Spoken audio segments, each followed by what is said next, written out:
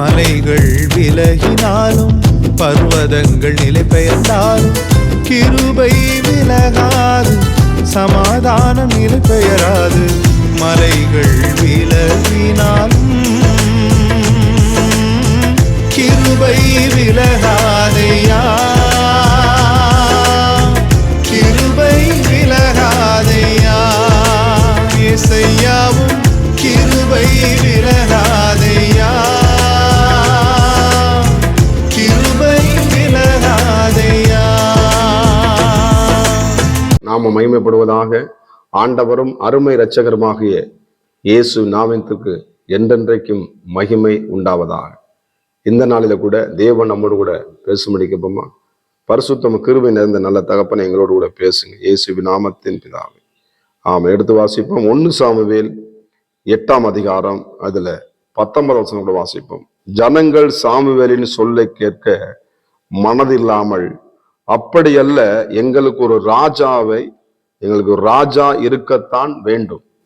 Samuel சொல்ல கேட்காத ஜனங்கள், எங்களுக்கு ஒரு ஆள் வேணும், எங்களுக்கு ஒரு ராஜா வேணும், எங்களுக்கு ஒரு தலைவர் வேணும். தனக்குத்தானே தலைவனாக்குறோம். கர்த்தருக்கு ஸ்தோத்திரம்.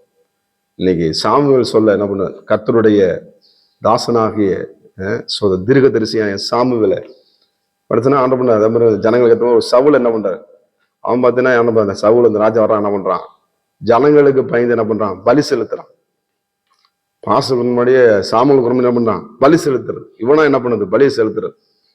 இவனுக்குன்னு அந்த கொடிகம்பத்தை நாட்டி வைக்கிறது. தனக்குத்தானே என்ன பண்றது, சோத்திரம். அப்படிப்பட்ட ராஜாவை கேண்டான் பண்றான். இஸ்ரவேல் ஜனங்க கேட்கிறான். கடைசியில பார்த்தா அவன் என்ன பண்றான், தேவையில்லாத காரியத்தை என்ன பண்ண, ஈட்டியை மாட்டிட்டு ஒரு மேல விழுகிறான். கர்த்தருக்கு சோத்திரம். நம்ம கேட்கறவெல்லாம் இப்படித்தான் என்ன பண்றது முடியும். கர்த்தருக்கு சோத்திரம். தனக்குன்னு என்ன பண்றது, எந்த காசு சொன்னா கர்த்தருடைய சமூகத்துல ஜெபித்து தொடங்குறது கிடையாது. இஷ்டப்படி என்ன பண்றது, செய்யறது. அப்படி இல்லை. கர்த்தருக்கு சோத்திரம். நம்ம தேவனுடைய சொல்ல கேட்கணும். நம்ம புத்திமதி சொல்லுகிற பேச்சை நம்ம கேட்கணும். அதான் நம்ம என்ன பண்றது இல்லை, ஆண்டவர் சொல்ற வார்த்தையும் கேட்கறது இல்லை, புத்திமதி சொல்ற நம்ம கேட்கறது இல்லை, மனைவியோடைய பேச்சையும் கேட்கறது இல்லை, கணவனுடைய பேச்சையும் கேட்கறது இல்லை. கர்த்தருக்கு சோத்திரம். நம்ம பிள்ளைங்க என்ன சொல்ல வரான்னு கேட்கறது இல்லை. அவன் சொல்றதுக்கு முன்னாடி என்ன பண்றது, நம்ம வாயடிச்சிருவோம். அப்படி இல்லை. சோத்திரம். இந்த வசனத்தை விடுறது, சொல்லை கேளாமல். சோத்திரம். ஆண்டவர் என்ன பண்ணாரு, சொல்றத நம்ம கேட்கும் பொழுதுதான் நம்ம வாழ்க்கையில ஞானம் என்ன பண்ணும், நடக்கும், ஞானமா நடக்க முடியும். இந்த பூமியில ஞானம் இல்லாமல் ஒண்ணுமே செய்ய முடியாது.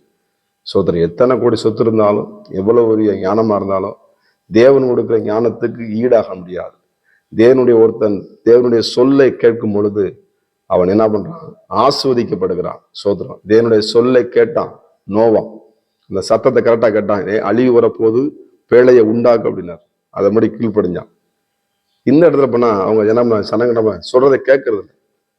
நீங்க அப்படித்தான் என்ன பண்ண, எத்தனை நம்ம சொல்றோம், ஆண்டோட வார்த்தையை நம்ம சொல்றோம், யாரும் கேட்க மாட்டாங்க. ஆனா நீங்க நானும் தேவனுடைய வார்த்தையை நம்ம கேட்காம இருக்கக்கூடாது. ஒவ்வொரு நாளும் கேட்டு அதற்கு நம்ம கீழ்ப்படியும் பொழுது நம்முடைய குடும்பங்கள் வாழ்ந்திருக்கும்.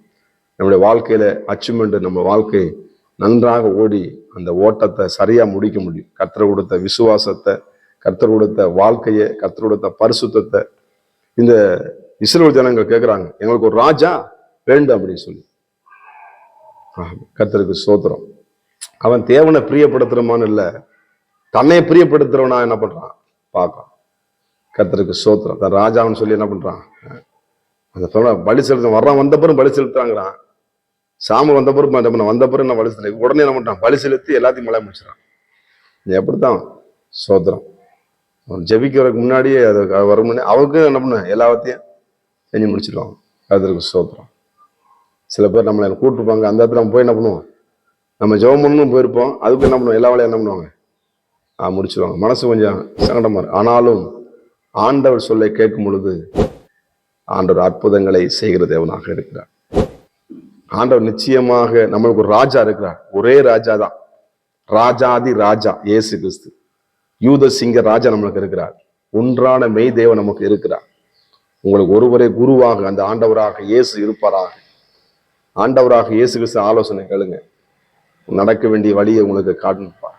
ஆண்டவர் யாரும் அனுப்பிச்சு பார்த்தாரு. மோச எல்லாரையும் அனுப்பிச்சு பார்த்தாரு, யாரும் என்ன பண்ணல எடுக்கலாம்ப்பா. இயேசு கிறிஸ்துவே இந்த பூமிக்கு இறங்கி வந்தார். யூத சிங்க ராஜா சிலுவையில் அறையும் பொழுது அவர் மேல இவர் யூத சிங்க ராஜா என்று அவர் பிளாட் சொல்றான். இவர் யூதா ராஜான்னு சொல்லி அதுல சிலுவை மேல எழுதுங்க. உடனே நம்புறான், அப்படியே அறையக்கூடாது, இது உங்களுக்கு கொடுத்த ராஜா. நம்மளுக்கு கொடுத்த ராஜா அது யாருங்க? ராஜாதி ராஜா இயேசு கிறிஸ்துவை நான் பின்பற்றும் பொழுது, வார்த்தையை கேட்கும் பொழுது நம்முடைய வாழ்க்கை ஆசீர்வாதமாக இருக்கும்.